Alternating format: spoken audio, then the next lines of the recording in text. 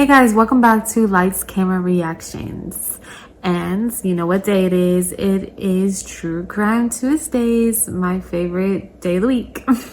So for today's True Crime Tuesday video, we're going to be reacting to a video by Scary Mysteries, and it is called 5 Frightening Missing Children Cases.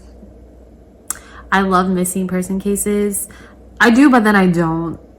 Like, I love them, but then I hate that they're still missing. I want to know where they are. Like, that's why I like solved cases better, because I already know the whole story for the most part.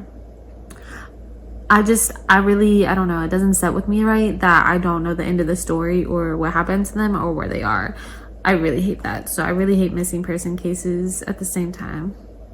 I don't know, you guys know what I mean. But let's go ahead and get into this video. 5 frightening missing children cases. Close to 800,000 children go missing in the U.S. each and every year. Which is crazy. Some are found, others are recovered months or even years, and still some vanish without a trace at all. The cases on this list present some scary, true stories of kids that have never been found. These are 5 frightening missing children cases. Number 5. Mikell Biggs. Minutes passed and still no truck. 9-year-old Kimberly Biggs felt cold and was getting annoyed as she stood on the street corner of their neighborhood in Mesa, Arizona on January 2nd, 1999. She told her big sister, Mikell Biggs, who was 11, that she was going back inside to get a coat. It was dusk, but the sisters were waiting by the street intersection for an ice cream truck to arrive. Kimberly headed for the front door, just a few yards away, leaving her sister, who was riding in circles on Kim's pink and white bike. But the moment she got inside, her mother told her to march right back out there and get her sister, since it was almost dinner time. Kimberly turned back to the front yard and yelled at her sister, "It's time to come in, Mom said so." But there was no response. She then looked out but couldn't see Mikell. She walked closer, and there in the middle of the street was her pink and white bike on the ground. She approached it and could see the wheels were still spinning. Just 90 seconds of being apart, Mikell Biggs had apparently vanished into thin air. Wow. Within 30 minutes, hundreds of people were looking for the little girl. Police tried using search dogs, but they could only follow her scent for a few feet. Investigators questioned the ice cream vendor in the area. Known sex offenders were also interviewed but were ruled out. Neighbors and nearby residents didn't see or hear anything. Houses were then searched with the homeowner's permission. It seemed nobody had any information, but Mikell's father believes at least one man from the neighborhood could be responsible for his daughter's disappearance. That man was Dee Blaylock. He was interviewed by police during the initial investigation because he lived 2 blocks from Mikell's house and was a registered sex offender. 2 years after the girl's disappearance, Blaylock was actually convicted for raping a neighbor and trying to kill her. He is serving a 15-and-a-half-year sentence for the assault. Despite the suspicion, though, there was no direct evidence linking Blaylock to Mikell. Oh, wow. At the time, the girl was around 4 foot 8 inches tall and was wearing a red t-shirt with her elementary school's name on it. She had brown hair and hazel eyes. Her sister Kimberly, now close to 30 years old, continues to put the spotlight on her disappearance. They're still hoping someone out there has information and will step forward to help solve the case, but so far, 20 years later, no one knows what happened to little Mikell Biggs.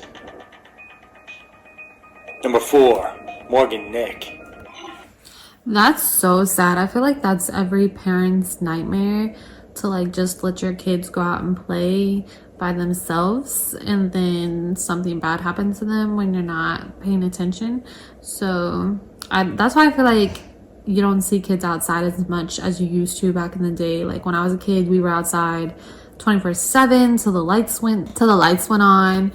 We were always outside with very little parental vision. So I feel like that's why people are so scared. I know this is like a throwback, but I feel like it's worse now than what it was back then. At least that's how I feel. I don't know how our parents felt back then, or just we didn't have the access to as much information as we do now as they did back then. So maybe that's why they weren't as of aware that this stuff happened so much. But I do think it's crazy that children go missing every day, like tons of children. And the fact that they never are found is mind-boggling to me. That, you know, I think it's easier to find people these days because there's camera footage everywhere. Like everyone has a Ring camera, or, you know, cameras on the roads, on the lights. So I feel like it's a lot easier now to find children when they go missing, or people when they go missing in general, than what it was back then. But it still doesn't seem to stop anyone. It still seems like children are going missing, you know, by the thousands a day, which is insane to me. But let's go ahead and give it into what's next. Number 4. Let's get into number 4. It was the first time in a while since Colleen Nick and her eldest child Morgan had any mother-daughter bonding time. On June 9, 1995, the two headed to Alma, Arkansas, a small town 30 minutes away from their home, to watch a Little League baseball game. Colleen had friends in the area, and Morgan's grandmother happily watched over Logan, Morgan's 4-year-old brother, and 22-month-old sister, Tyrion. That afternoon, Colleen and Morgan arrived at the park. They met with friends, and once the game got underway, there were close to 300 people in the stadium. Everyone had a good time.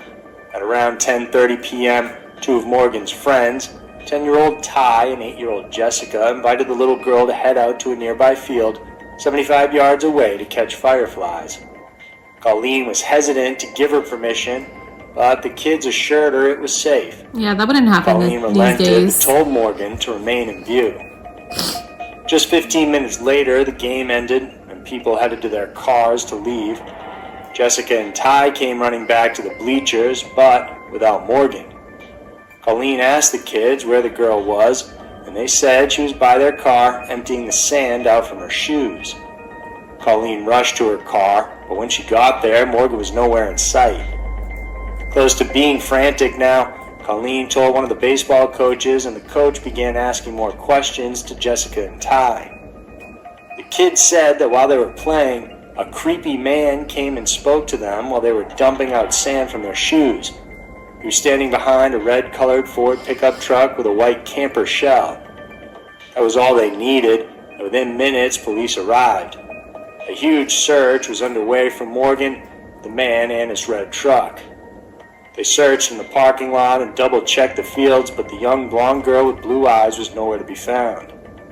People in the park were interviewed, and they corroborated the children's statement about seeing a Caucasian male with a red pickup truck in the area. The man became a prime suspect in the case then, which was now being classified as an abduction. As the days wore on, it was clear Morgan wasn't the first targeted victim that day. Earlier in the evening, a man with a red truck tried to lure a 4-year-old girl inside his vehicle. Her mother intervened, though, and alerted those around her. Then a day after, a similar description of a man had tried enticing a 9-year-old girl inside a men's restroom at a convenience store 15 miles away from Fort Smith, Arkansas. Colleen refused to go home to Ozark without her daughter. Wow. Despite a composite sketch of the suspect and detailed information about the truck and man, no suspects were arrested. In 2002, a tip suggested Morgan's body was buried on private property. It was so compelling, police conducted a search but found nothing. Then in 2017, another tip led to a search of a well close to a trailer home police had actually searched 7 years prior, but this, too, proved fruitless. For 22 years, Morgan Nick's disappearance still seems fresh to the family and those involved. Still no one knows. That's crazy though, like your kid just out playing at a very public place with thousands of people, or at least hundreds, I would say, and this man really just picked up this little girl and took off. Like, that is insane. It kind of reminds me of I don't know. Every time I think of like things like this, I think of the movie Lovely Bones. I love that movie. And just like thinking about how, especially, you know, you never know who it is. It could be someone that you know. It could be your neighbor. It could be your family member. It could be their dad. It could be their mom. Like, you never know these days. Like, kids go missing all the time. Bad things happen all the time. And sometimes it's the closest people to them. And then sometimes it's a complete stranger. And it's crazy that we could go all this time without ever finding them. Not even like their remains is bonkers to me. It's so sad. Like, it really is. I wish that we could put all the effort that we put into ICE and immigration, put that into, you know, these missing children. Because I'm sure if we can find all these illegal people that we have no idea their names or, you know, that they're even here, I'm sure we could find missing children that we know their names. We know where they went missing. We have evidence. I'm sure we could do better at finding these missing children. I'm sure of it. But anyways, that's just my opinion. Let me know what you guys think about that down in the comment section, and let's get back to it. We are still on 4, about to go into 3. Her daughter is alive somewhere, and that one day she will return home. I do have a little 3, story time Patrick after Warren this video. And David Spencer.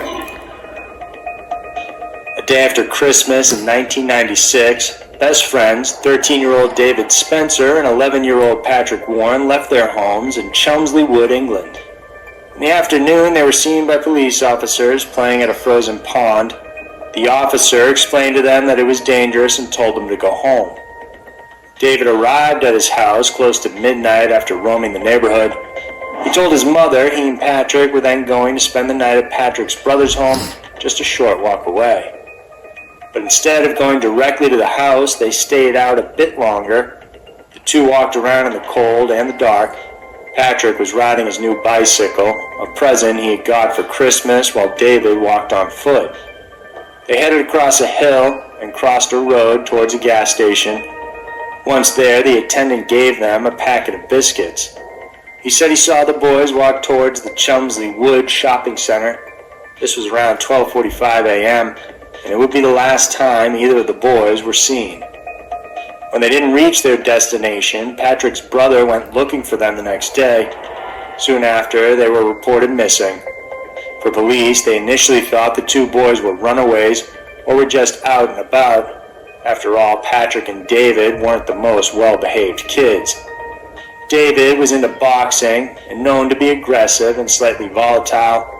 And while many remember him to be street smart and headstrong, he was unpredictable. Patrick, known as Patty, was also a bit cheeky.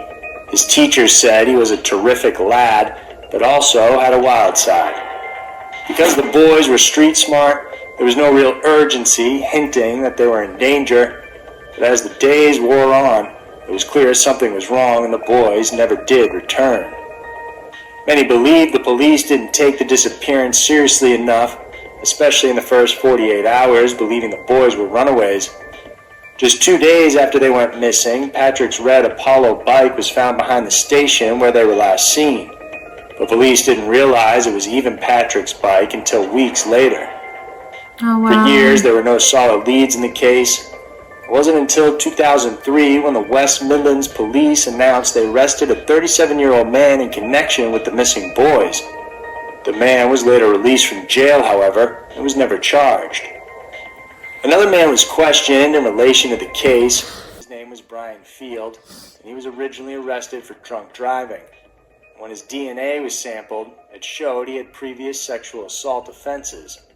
It was Field who killed and assaulted 14-year-old Roy Tuttle in 1968. At the time of David and Patrick's disappearance, Field was living nearby, hence police believed he may have had something to do with the disappearance.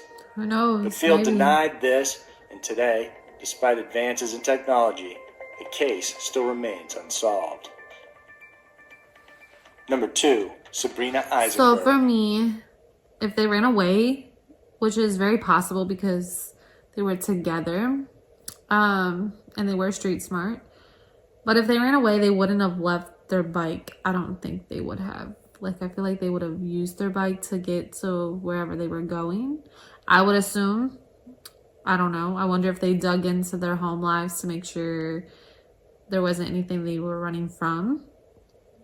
But I don't know. I think I don't remember their ages, but two young boys who are street smart. One is a fighter, like boxing and stuff. I feel like it would take more than one person to capture them, if you know what I mean. I don't think one person alone would have been able to abduct both of them, unless it was a situation where the person had a weapon and they got one of them and the other just agreed so the other one didn't get hurt. I don't know. I would kind of think maybe that would be the case if it wasn't more than one person. But a part of me feels like it was more than one person. I don't know. And who knows? Like I said, I hate these cases. I hate not knowing where these kids are. I hate not knowing whatever happened to them, if they're out there alive somewhere, if they're in the, business or been forced to be in the business. Obviously they did. If they're still in that ring, or if they got out and now they're on the streets, homeless and addicted to substances. And that's another thing, a pet peeve of mine. We always want to get on homeless people, but we never know how they get there. Like, we never know the trauma they go through in their lives to end up on the streets. Some of these people on the streets could have ended up being children that were kidnapped and forced into that, I can't say that word on here, but forced into that industry, sold off multiple times, ended up getting addicted to substances because that's the only way they could deal. And by the time they're old enough, they're just gone completely and they hate their lives and they don't want to remember anything. So they end up on the streets using substances. So I don't know. Sometimes we have to keep that stuff into consideration. And I hope these boys are out there alive somewhere. Or if not, I hope that it went quickly and they didn't suffer and they weren't tortured and they're, whatever you believe, if it's heaven, spirits, any of that, hopefully they're at peace. That's what I pray for. Let's go ahead and get into number 2.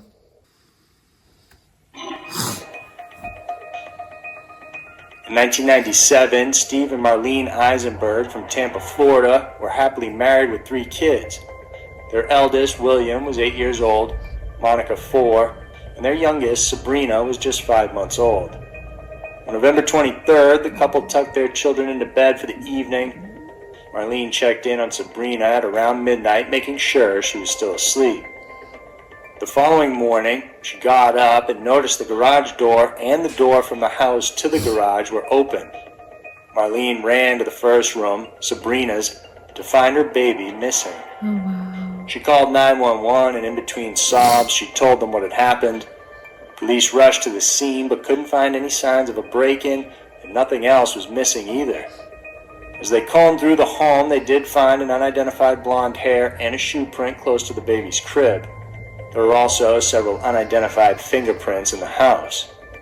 According to neighbors, attempted break-ins had happened in the area, especially in homes with young children. Authorities were baffled why no one in the family woke up while an intruder took Sabrina. They said the family dog never barked that night, which raised suspicions. The police looked into both Marlene and Steve and noted they exhibited odd behavior after reporting their baby missing. And at some point, they also said their stories were inconsistent.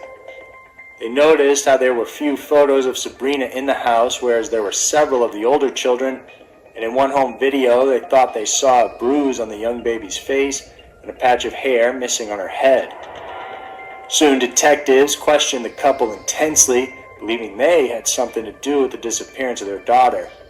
The Eisenbergs then lawyered up and defended themselves.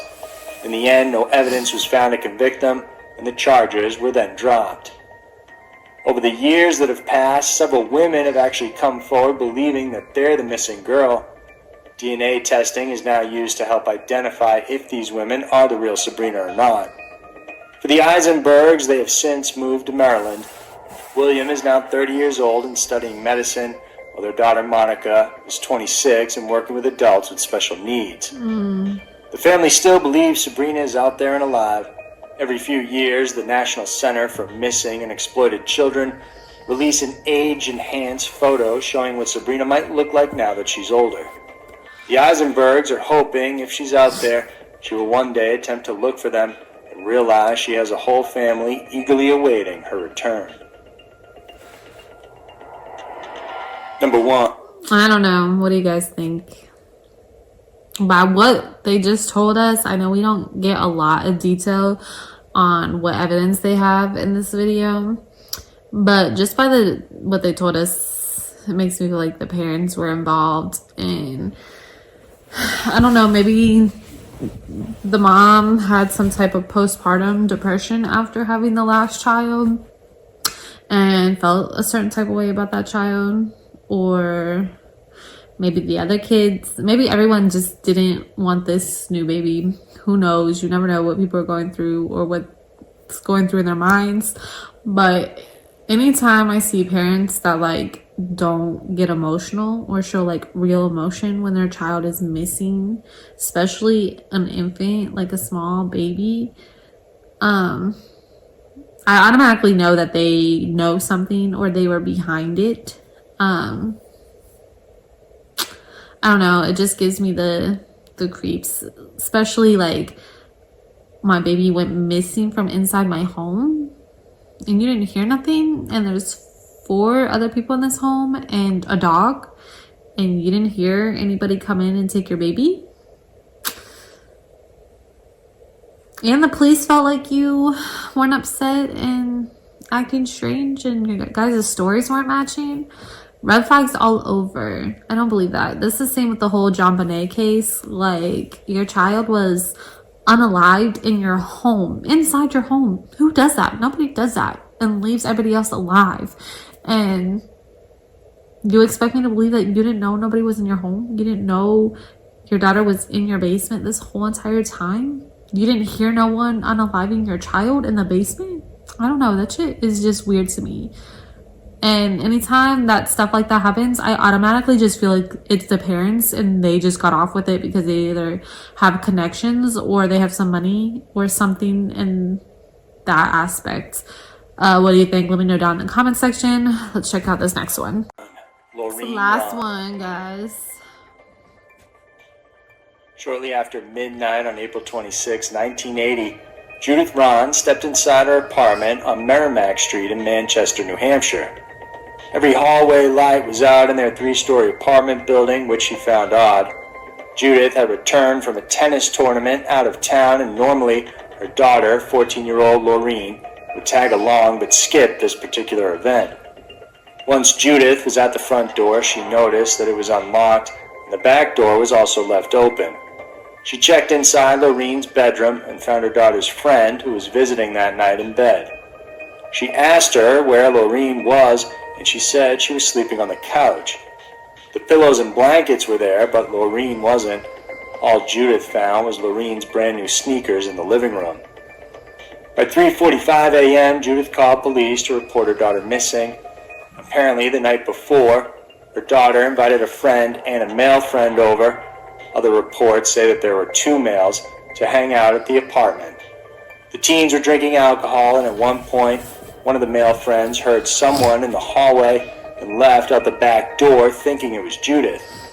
He was certain Laureen had locked the door behind him. This same friend later committed suicide in 1985. Although the reasons are unknown, some say the guilt of leaving the door open or actually having something to do with her disappearance may have been a contributing factor. During investigations, it was revealed the light bulbs in the building were all unscrewed. There was no sign of forced entry in the apartment, so it's possible Laureen stepped outside momentarily and was taken, or she left on her own accord. Laureen was first treated as a runaway, even if her items were all left behind. Then eventually the case was treated with possible foul play involved. In October of that year, Judith discovered odd charges on her phone. During the 1980s, calls could be charged to your number as long as the person knew the PIN code. 3 calls were made during this time. One was from a motel in California, and the other from a motel in Santa Ana. Then another was to a teen sexual assistance hotline.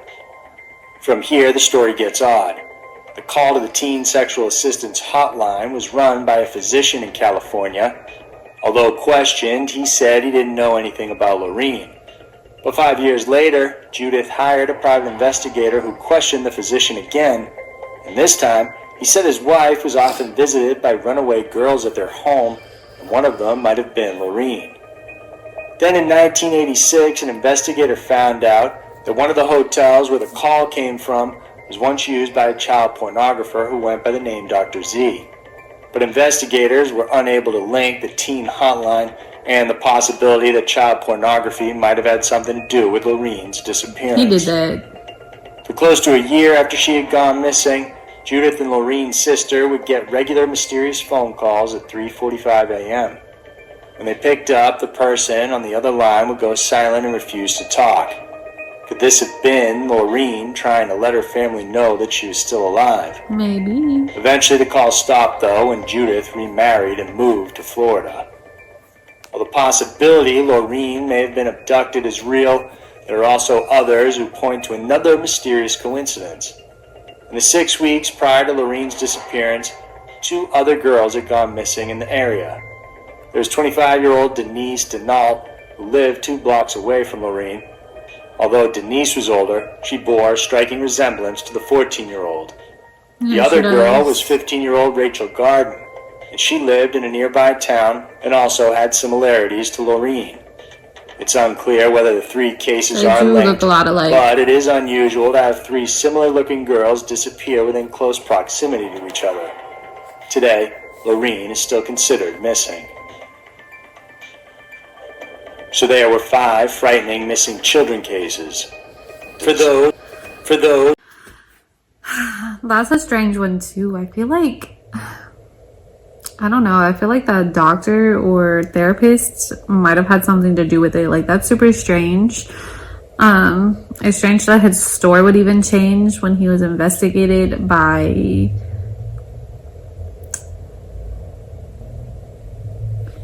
a private investigator. Like, why would your story change from when you were talking to the police? I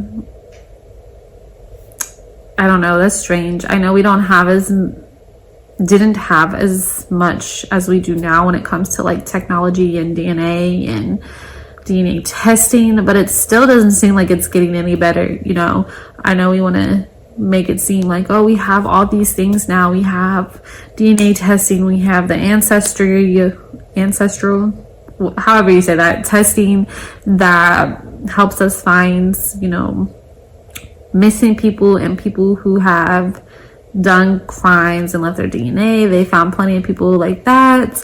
I know we have all these cameras everywhere now, and we have, you know, these IT people that are crazy good with computers and finding messages and all this stuff now. I know we have all that, but it doesn't seem like it's getting any better. Like, still thousands of children are going missing every day, and I do think it's weird that this many children go missing. I really do. And you never know, you know, you have, like I said before, you have parents that do this stuff to their children. You have foster systems that do this stuff to children. You have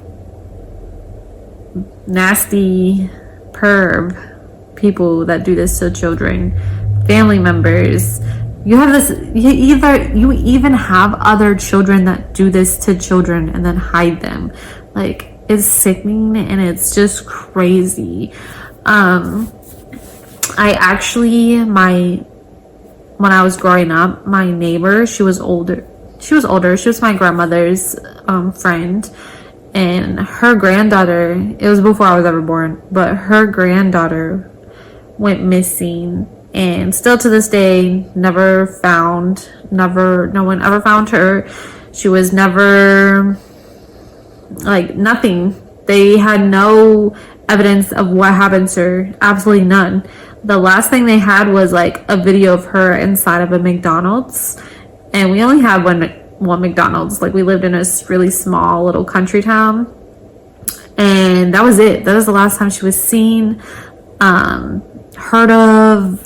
That's the only piece of evidence they ever had, and it's really crazy. Like, it really is. And it makes me wonder sometimes if these people are still out there, like out and about. If they, if they ran away, did they just create a new image or a new persona for themselves? And when that happens, how do we find them? Like, do we still look? Do we still run fingerprints and be like, oh wait, your fingerprint came up and you're this missing person, or your DNA popped up and you're this missing girl from here. Like, how do we figure that out when maybe they are runaways, or say they're Jane Does, John Does, and they were found unalive somewhere? How do we how do we connect that and say, oh, well, this girl was actually missing from California and we're all the way in Jersey, something like that? Like, how do we know that stuff, especially from situations all the way back in the 1990s or further than that? How do we figure that out? I've always been really curious, like, is our system good enough? Does our system fail? I feel like it fails a lot. I feel like there's probably tons of people that have been found unalive or alive on the streets, and we've never just been able to connect them to their families or connect them so that they were a missing person or any of that. That's how I feel. I feel like a lot of people get swept under the rug, fall through the cracks, because we don't have a very good system built. That's just my opinion. I really don't know how it works. But that's what I'd be thinking about in these situations. But I hope you guys liked this video. I always love little countdowns, but I think the only thing I don't like about them, we don't get as much information as we would if we watched a whole video just based on that one person, that one case, that would just break down absolutely everything and show us like footage, pictures, all that. I kind of like that better, but I do like the little rundowns as well. But let me know what you think. Let me know how you like this video. Once again, this was by Scary Mysteries, and this was 5 frightening missing children cases. Let me know if you want me to react to any other videos like this. If there's any videos you want me to react to, leave them down in the comment section. And like I said, if you have a YouTube channel yourself and would like me to react to one of your videos, let me know as well, and we can collaborate on that as well. And besides that, thank you guys so much for joining me on True Crime Tuesdays here on Lights Camera Reactions. And make sure you like, subscribe, hit that notification bell for more content, and I'll see you guys next time. Bye.